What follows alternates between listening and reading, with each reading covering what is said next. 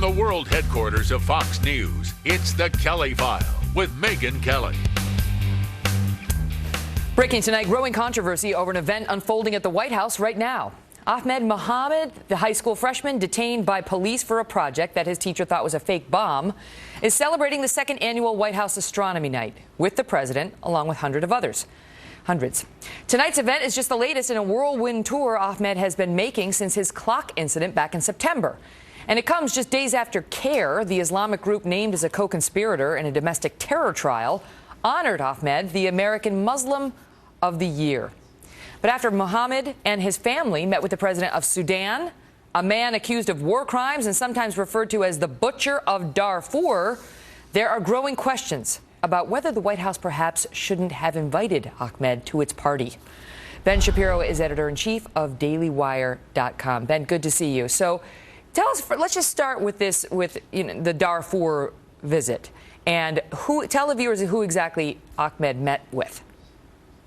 I met with Omar al-Bashir, who is the president of Sudan, as you mentioned, and who's wanted for war crimes because, of course, Darfur is the scene of some of the worst genocide in world history. And so this is not completely unexpected, given the fact that Ahmed Mohamed's dad has run twice for president of Sudan and is a very politically active guy. It's becoming clearer day after day that this was a hoax, this was a setup, and that President Obama fell for it because it confirms a couple of his pre-stated biases against police and against people who he perceives to be Islamophobic. But wait, so because this all started with whether the police had overreacted, whether the school had overreacted, and what clearly looked like a bomb, but it was in the hands of a young man who is a Muslim who said he was just trying to impress his science teacher, and he was placed in handcuffs, and everybody said, whoa, way to overreact, and racially profile or profiling him based on his religion. But the controversy comes because there's questions about whether that was an overreaction because it looked like a bomb and supposed to have zero tolerance policies. But B, the visits he and his family paid in the days and weeks thereafter. How do they wind up meeting with a war criminal? This guy is a war criminal who's wanted. Apparently, there's actually an outstanding warrant for his arrest from the International Criminal Court for his war crimes, including beheading children in front of their parents. That's exactly right. And the fact that Ahmed Mohamed is meeting with him, again, is due to the fact that his family is incredibly politically active. The President of the United States, it's ironic that for a guy who's constantly assuring us that cops are jumping the gun and they're shooting first and asking questions later, when it comes to the behavior of the police, the President of the United States is constantly shooting first and asking questions later. This story didn't hold water from the beginning. Within the first 48 hours, it was clear that this was a bit of a setup, and it was clear that the story didn't hold together. I mean, this What's clock, your theory, that the father had an agenda? The father had an agenda and used his child to advance it? Absolutely. I mean, if you look at the family history, it's pretty clear that was happening. I mean, if you look at the actual clock this kid invented, he took the guts out of an old clock. You can see people do it on YouTube.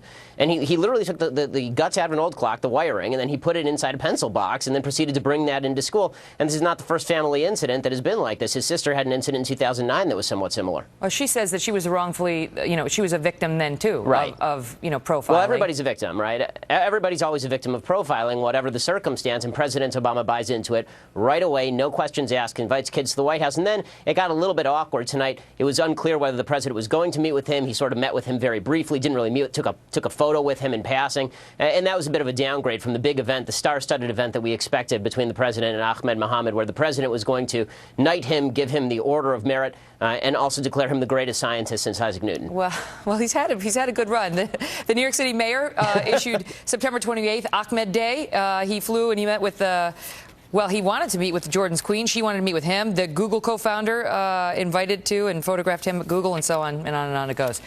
Ben, great to see you. You too. Also developing tonight as America's best ally in the Middle East is dealing with what may be the worst terror attack we have seen in weeks. New remarks by our Secretary of State, John Kerry, are causing controversy. Over the weekend, a Palestinian man went on a stabbing and shooting spree at an Israeli bus station at the height of the weekend rush hour, killing one soldier and wounding at least 10 civilians. Israeli officials have recently encouraged average citizens to protect themselves any way they can. But tonight, Secretary Kerry is suggesting Israelis refrain from what he calls self-help. We want to see calm restored, and we want to see the violence stop. And I think everybody in Israel and in the region would like to see both of those things happen.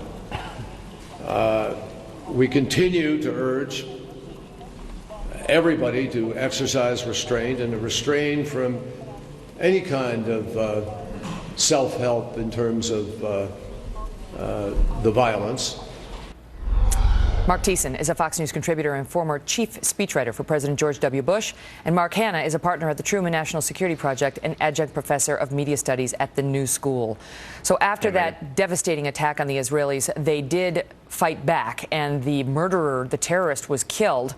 But then another man was also killed, who the understanding is they thought he too was a terrorist, but he was in fact an innocent bystander. And that has led to pushback on the Israelis as well. But Mark Thiessen, I ask you, was Secretary Kerry somehow out of line in his language? Of course he was. I mean, restrain self-help, as in don't take steps necessary to protect yourself against knife-wielding terrorists? I mean, that's just mindless. And he doesn't even acknowledge them to be terrorists. He said in the very next sentence, he called them random acts of violence, the exact same words that President Obama used to describe the attack on a kosher deli in Paris. These are not random acts of violence. They are premeditated acts of anti-Semitic terror, and they are being incited by Palestinian leaders. The president of the Palestinian Authority, Mahmoud Abbas, said, quote, "We welcome every drop of blood spilled in Jerusalem." That's the moderate leadership. Hamas is putting out videos saying, giving instructions on how to stab a Jew. If they want to restrain something, tell the Palestinians to restrain their incitement of terror.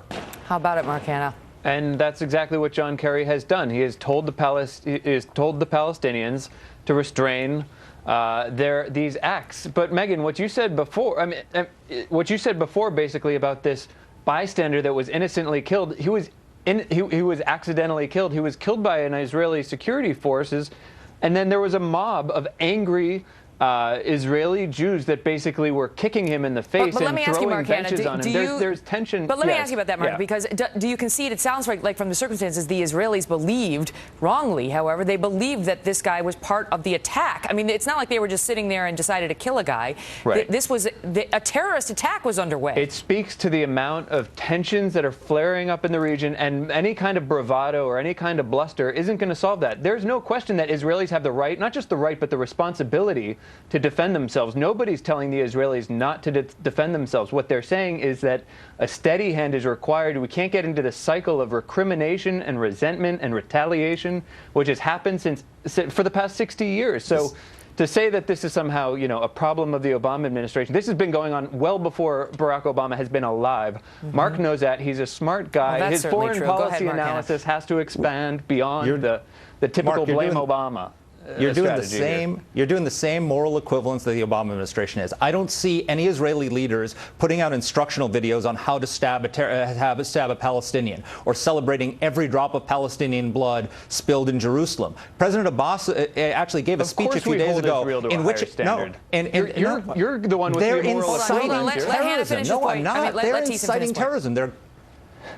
I'm sorry? They're inciting terrorism. The president of the Palestinian Authority gave a speech a few days ago where he said, we pledge that we will not allow filthy Jewish feet into the holy sites in Jerusalem. Yes, they are inciting this. Tough to reason with people like that. Go ahead, Mark Hanna. No, there's the head of the Palestinian Authority has a tremendous record of saying incendiary, hateful rhetoric, using this kind of terminology. But do we hold Netanyahu and the Israelis to a higher standard? You bet we do. They're our friend. They're our ally. They're a liberal democracy in that part of the world with an advanced economy, and we have a deep cultural bond that we share, a cultural heritage with them. So, of course, as in our personal lives, we hold our friends, our allies to a higher standard. So, for those people out there pointing and comparing these two, they're the ones making a false equivalence. Right. They're the ones making the moral equivalence, not the Obama administration. I think Thiessen would desperately like to respond, but I have to go because we have other guests coming up. It's great to see you both. Thanks, Megan. Also tonight, new fallout from what happened when Hillary Clinton was asked about gun control, and she replied by endorsing a plan that involves mass confiscation